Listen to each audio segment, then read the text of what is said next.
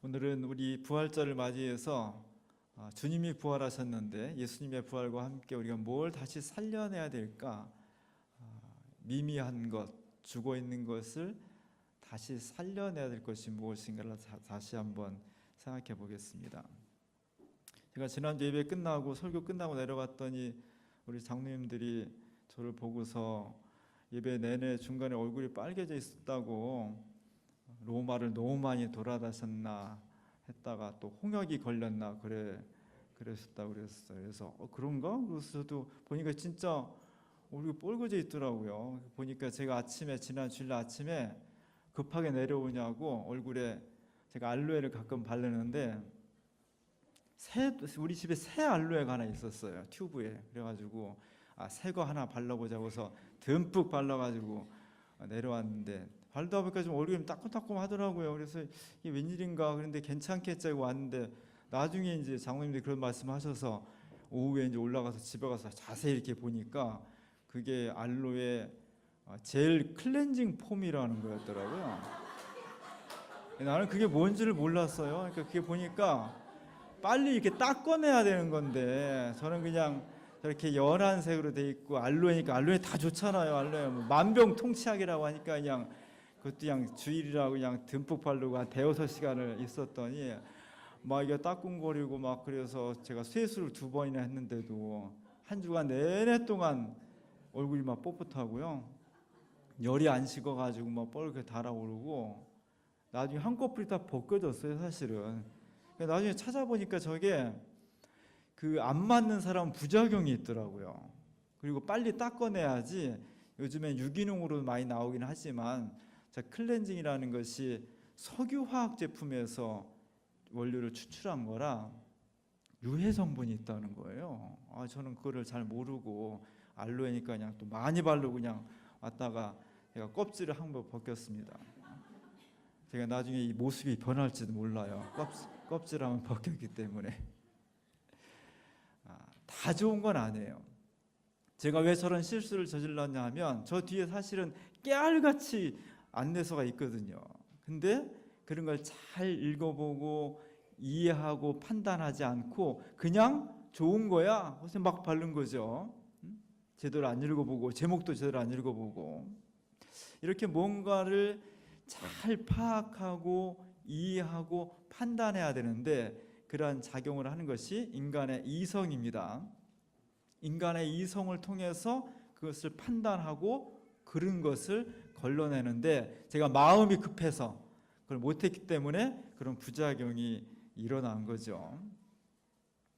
지난 시간 우리는 세월호 5주기 추모 행사를 여러 군데 많이 참여를 했습니다. 우리 교회도 성남에서 행하는 가족들이 만든 연극도 관람하고, 또 강연에도 참여하고, 또 우리 교인들이 일일 상주가 되어서 빈소를 지키는 상주도 되고, 또 여러 깃발도 막 만들고 추모식도 참여를 하고, 우리가 그렇게 많은 것을 함께 참여한 것은 아직도 5년이 지났지만 그 상처로부터 고통당하는 우리의 이웃들을 조금이라도 위로할 수 있다면, 우리 같은 마음이라는 것을 전달해 주고 싶은 그런 마음, 또 아직도 진상이 밝혀지지 않았는데 이런 우리의 동참과 노력을 통해서 이 사건의 실체가 밝혀졌으면 좋겠다는 바람이 있었던 겁니다. 그리고 4월 16일 날 오후 3시에 안산 단원구 옆에 있는 화랑유원지에서 이렇게 5주기 추모식, 기억식이 열렸어요. 정부와 안산시와 유족들과 많은 시민들이 참여해서 함께 슬퍼하고 함께 위로하고 함께 결단하는 그런 소중한 시간을 가졌습니다. 1시간 정도 진행되는 저 예식 가운데 옆에 막 경찰들이 오고 사람들이 또 한때가 와가지고 막 스피커로 막 떠들고 집회를 했어요. 그 사람들은 세월호의 납골당이 여기에 오는 것을 반대한다 뭐 이런 얘기를 막 하는 거예요.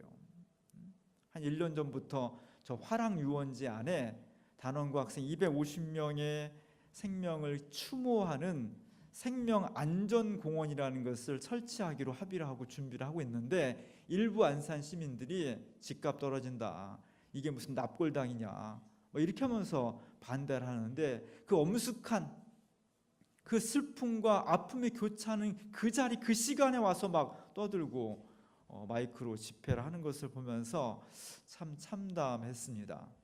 아, 이게 상식이 아닌데, 이게 참 이성이 아닌데, 이렇게 해서는 안 되는데, 적어도 그런 얘기를 할 수 있다 치더라도 지금 이 순간에 여기서는 하면 안 되는데, 그런 어떤 안타까움과 분노가 막 일어났습니다. 그 다음날 17일 날 제가 아침에 교회에 있는데 전화가 한 통 왔어요.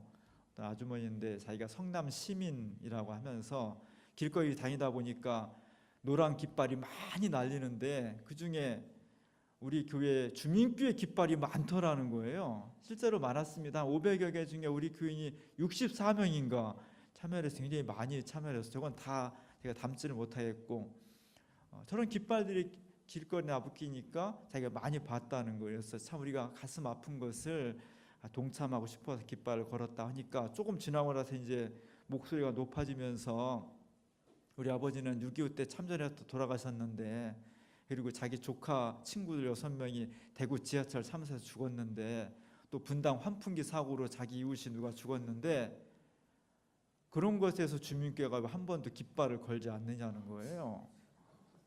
그러면서 왜 교회가 생명을 차별하냐는 거예요. 왜 굳이 세월에만 깃발을 걸고 딴 데는 안 걸면서, 유족들은 왜 돈 그만큼 받았으면 됐지 왜 돈을 더 달려고 그렇게 생떼를 쓰냐는 거예요. 그래서 그게 아니고, 이 사건은 아직 이유가 무엇인지 규명되지 않았다. 돈이 문제가 아니라 진상을 규명하는 것이 우선이고 그 다음에 배상에 따라오는 거다. 우리는 그것을 요구하는 거다. 그랬더니 말을 들으려고 하지 않아요. 이미 자기는 이 사건은 가짜 뉴스의 세뇌가 돼가지고 이성적으로 판단하지 않고 남의 얘기를 듣지를 않으려고 합니다. 그리고는 자기가 흥분해서 자기가 소리 지르고 그냥 다 끊어버리는 거예요. 아니 내가 언제 뭐 자기한테 전화해달라고 그랬어. 그래서 내가 나한테 지금 물어보는 거냐, 궁금한 거를, 아니면 나한테 화풀이를 하는 거냐 했더니 궁금해서 물어보는 거래요. 물어보는 건데 그래서 대답하려면 대답을 안 들어요. 아, 참 이렇게 우리 사회가 이렇게 돼 있구나. 우리가 부활주의를 맞이해서 우리 사회에 정말로 꼭 부활시켜야 될, 더 부활해야 될, 다시 살려내야 될 것 중에 첫 번째는 이성이에요. 이성은 참과 거짓을 구별하는 겁니다. 이성이 마비되면요, 거짓이 판을 쳐도 그것이 거짓인 줄 모르는 거예요. 가짜 뉴스가 진짜로 행사를 해도 저것이 진짜인지 가짜인지 구별할 수가 없는 거예요. 신앙은 기본적으로 맹목성을 가지고 있습니다. 신앙은 이렇게 이성을 가지고 끝까지 추적하기가 어려워요. 그래서 이 신앙인들은 의도적으로 이성을 자꾸 가지려고 노력을 해야 돼요. 그러지 않으면 이단이 판을 치고 거짓 술수가 판을 치고 참 종교가 몰락하고 거짓 종교가 더 확산되게 되는 거예요. 이성은 하나님께서 인간에게만 주신 은총이에요. 뭐 개나 돼지나 고양이도 생각은 있겠지만 사람처럼 이성을 가지고 있지는 않습니다. 그러니까 수천 년, 수만 년 지나도 그 생활과 사고방식이 크게 달라지지 않는 거예요. 그러나 인간은 하나님께서 우리에게 하나님의 형상을 닮은 존재로 만들었기 때문에 이성을 주신 거예요. 이성을 통해서 인간담을 찾는 거예요. 우리 사회가 너무나 감정적이에요. 너무나 참과 거짓을 구별하려고 하는 노력을 하지 않아요. 차분히 살펴보고 차분히 판단하고 차분히 행동할 수 있는 그런 분위기가 전체적으로 만들어질 때 우리 사회가 한 걸음 더 진보할 수가 있는 겁니다. 부활주의를 맞이해서 우리가 이성의 부활을 굉장히 강조해 줘야 돼요. 동시에 또 하나의 부활은 믿음의 부활이에요. 우리가 고대, 중세, 근대 이렇게 크게 나누면 우리는 근대인에 속합니다. 500년 전 르네상스 이후로 현대인들의 사고방식과 삶의 모습에 큰 틀이 정해졌어요. 그래서 우리는 내가 원컨 원하지 않건 근대인이에요. 현대인이에요. 그 현대인을 특징 있는 가장 중요한 요소, 여러 가지 요소가 있는데 그 중에 하나가 이성입니다. 이성은 빛이에요. 빛을 전해주는 거예요. 중세 1000년 동안은 어둠 속에 갇혀서 이게 빛이 꺼지고 어둠 속에 있어서 잘 알지 못하던 그런 것들이 인간의 이성을 통해서 지식이 생기고 그 어둠을 점점 몰아내고 빛을 비추었다는 겁니다. 이 빛을 비추는 걸 통해서 새로운 역사를 만들어가는 거예요. 이 이성의 빛이 없었을 때는 사람들이 굉장히 감정적이고 무지하게 되고 합리적이 되지 못해서 죄 속에서 헤매게 되었다는 거죠. 그래서 500년 전부터 우리가 새로운 세상, 새로운 인생을 만들어야 되겠다. 그것이 근대의 시작이 됩니다. 중요한 것은 이성이 너무너무 중요한데 그 이성에 한계가 있다는 것을 주목해야 돼요. 이성이 끝없이 무한정으로 중요한 것이 아니라 이성이 너무너무 중요하지만 그것이 가지고 있는 한계를 명확하게 인식하는 게 중요해요. 그것은 믿음을 통해서 가능한 것입니다. 이성에 기반해서 모든 것이 이루어졌어요. 관찰하고 논리를 세우고 과학을 발전시키고 기술을 발전시키고 그래서 500년 전 세계와 지금 세계는 같은 사람이 사는 세상이라고 말할 수 없을 정도로 많이 달라진 그런 세상을 살고 있고요. 해가 가면 갈수록 우리는 엄청난 변화된 세상 속에 살고 있습니다. 이런 이성이 지배하는 세계는 어떻게 만들어지느냐? 모든 것을 증명하려고 해. 증명해. 현미경으로 관찰하고 가설을 세우고 증명을 해야 돼. 증명되지 않는 것은 인정을 못하겠다는 거예요. 그래서 우리가 네거티브 그러면 부정적이다 그런 말이 있고 그 반대는 포지티브잖아요. 긍정적이다 그런 뜻이 있지만 포지티비즘이란 말 속에는 실증주의란 뜻이 있어요. 모든 것을 실험해서 만져볼 수 있고 볼 수 있고 논증할 수 있는 것만 사실이고 그렇지 않은 것은 참이 아니라는 거예요. 이것이 이성주의 시대가 가지고 있는 기본 개념이에요. 문제는 기독교가 믿는 하나님은 실험실에서 실험할 수 있는 게 아니라는 거죠. 현미경으로 아무리 본다고 해서 볼 수도 없고 망원경으로 아무리 찾아본다고 해서 볼 수 없다는 거예요. 우리가 아무리 만져보고 싶어도 하나님은 영이시기 때문에 볼 수 없다는 것이 기독교의 진리예요. 이게 두 개가 충돌하는 거예요. 우리는 이성의 부활을 얘기해야 되지만 이성이 전부다 하는 것이 아니라 믿음의 영역 안에서 그 한계를 인식하고 신앙, 기독교 신앙 입장에서 이것을 수용할 수 있는 지혜가 필요한 겁니다. 이런 500년 전에 만들어진 현대인의 초상이 2000년 전에 있었어요. 오늘 요한복음에 나와 있는 도마입니다. 영어로는 토마스라고 하죠. 도마가 예수님 12제자였는데 부활하신 주님이 나타났을 때 그 자리에 없었습니다. 밖에 나갔다가 들어오니까 그 자리에 있던 부활하신 주님을 만난 제자들이 너 어디 갔다 왔어? 예수님 오셨었는데 무슨 예수님 오셔 돌아가셨는데 예수님 부활하셨어? 그 얘기를 하니까 도마가 펄쩍 뛰었죠. 어떻게 그런 일이 일어날 수 있어? 우리가 눈으로 보았고 우리가 직접 경험했는데 예수님은 십자가 달려 돌아가서 처참하게 죽으셨는데 양손과 양발에 못 박혔고 옆구리는 창이 찔렸고 다리는 꺾여서 무덤에 묻혔는데 그분이 살아오신다니 그건 있을 수가 없는 일이야. 그러면서 25절에 이렇게 오늘날 많은 사람들이 말하는 이야기를 하고 있는 겁니다. 내가 그의 손에 못자국을 보며 내 손가락을 그 못자국에 넣으며 그 옆구리에 넣어보지 않고는 믿지 아니하겠노라. 내가 직접 오늘날 모든 현대인들이 기본적인 인식을 가지고 있는 실증주의자의 모습이죠. 내가 보고 만지고 옆구리에 상처를 진짜 그 상처가 맞는지 넣어보지 않고는 내가 믿을 수가 없어. 현대인의 초상이에요. 그리고 나서 여드레 후에 예수님께서 다시 나타나셨습니다.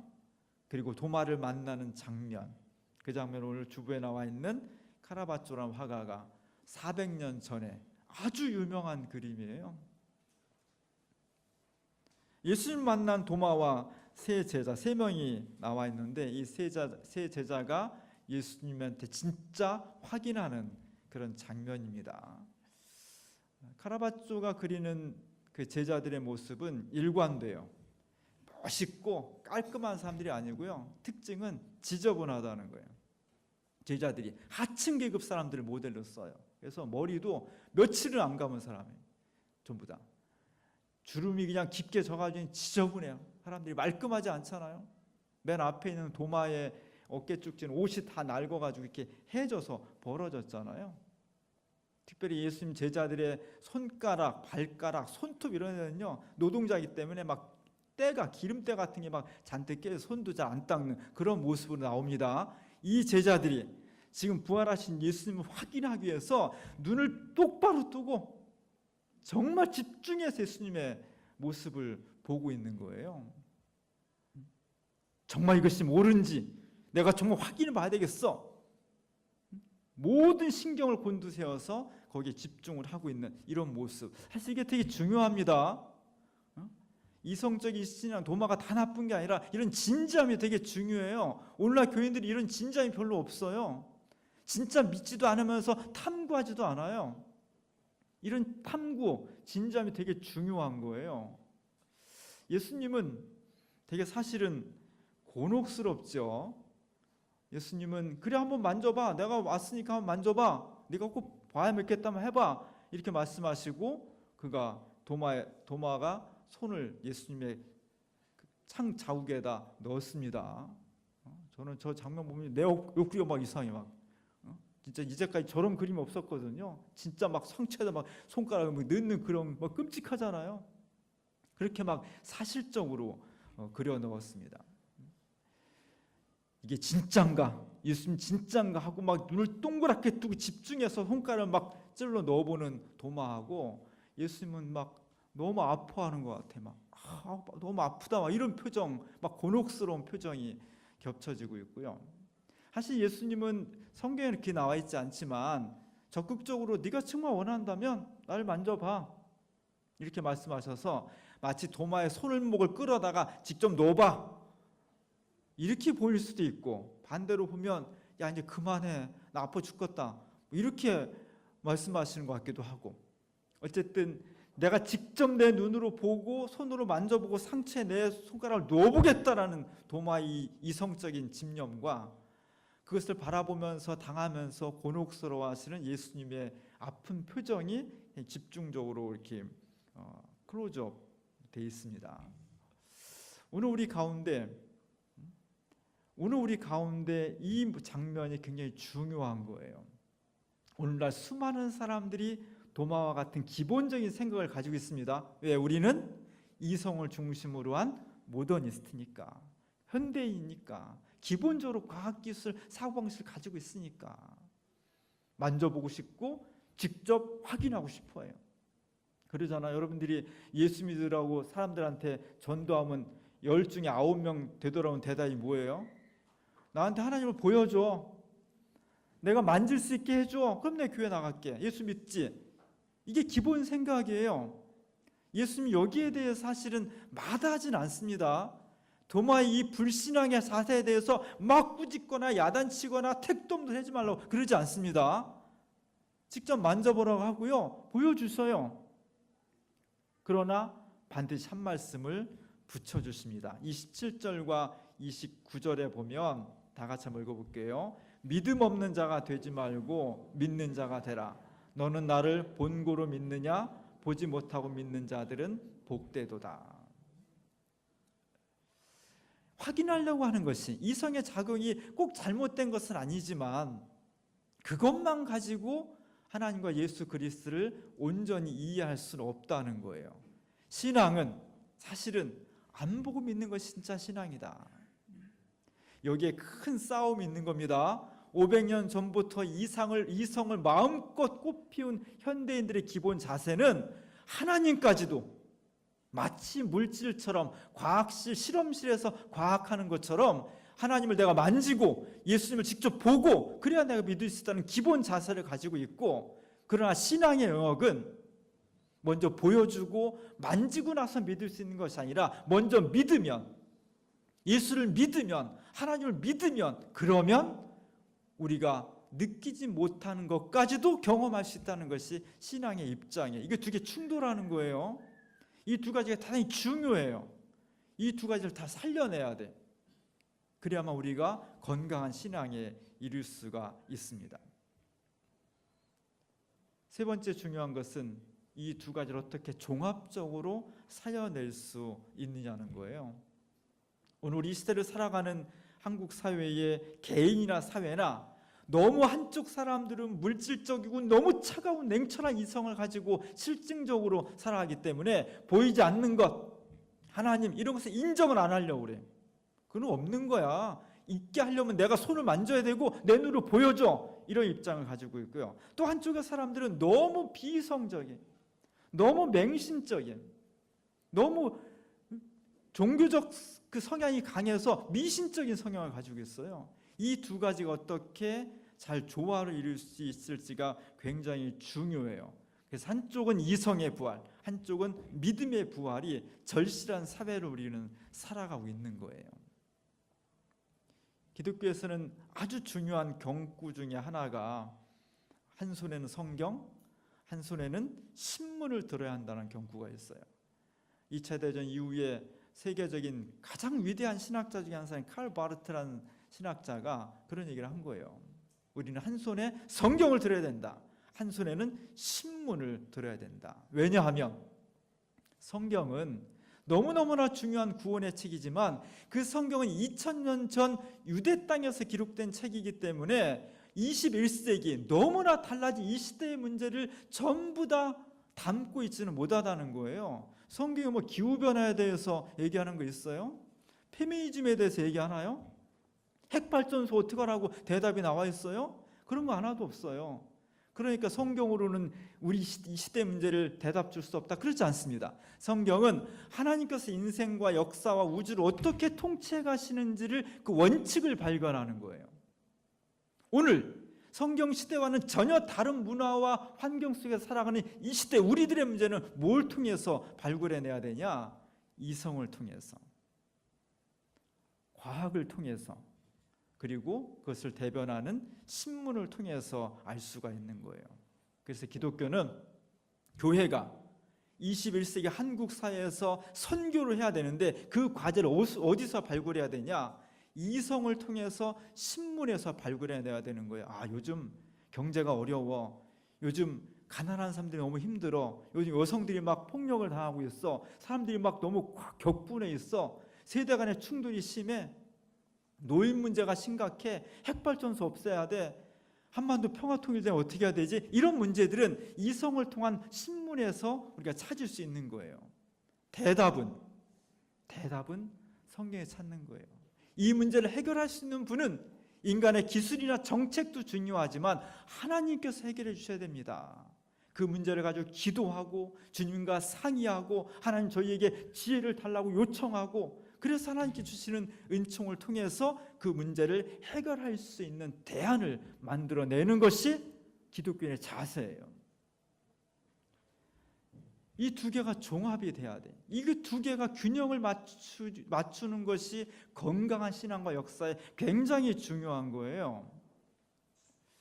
문제는 이것이 이렇게 쉽지 않다는 거예요. 실제로 해보면 쉽지 않습니다. 어디까지가 이성의 작용이고 어디부터 믿음으로 가야 될지 그 경계를 구분하기가 대단히 어려운 거예요. 쉽지 않습니다. 1980년대 한국 사회를 강타한 그런 신학이 해방신학이에요. 라틴 아메리카에서 해방신학이 전 세계를 강타했고 전두환의 독자로서 신음하던 우리 한국 지식인들과 민중들에게 해방신학은 정말 생수처럼 다가왔죠.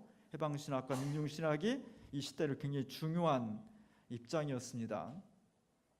해방신학은 남미에서 수많은 나라들이 막 멸망하고 경제로 파국을 가면서 빈민과 죽어가는 사람들이 양산됐을 때 이 문제를 교회가 외면하지 않고 이 문제를 해결하고 드렸어요. 그것이 선교라고 고백을 했습니다.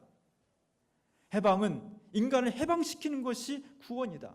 해방을 가로막고 있는 모든 인간, 모든 독재자, 모든 제도, 문화, 법 이런 것들을 철폐해가는 것, 그 시스템을 개혁해가는 것이 교회가 마땅히 해야 할 일이라고 선언한 거예요. 굉장히 큰 충격을 주었습니다. 그러면서 그렇게 하려니까 오늘 이 시대가 향하고 있는, 오늘 라틴 아메리카가 처하고 있는 가난과 죽음의 근본 원인이 무엇인가를 밝혀야 되는데 성경책에는 그런 얘기가 하나도 안 나와 있는 거예요. 그래서 해방신은 과감하게 사회과학을 도입한 겁니다. 사회과학의 중심은 마르크시즘이었어요. 많은 논란이 있었죠.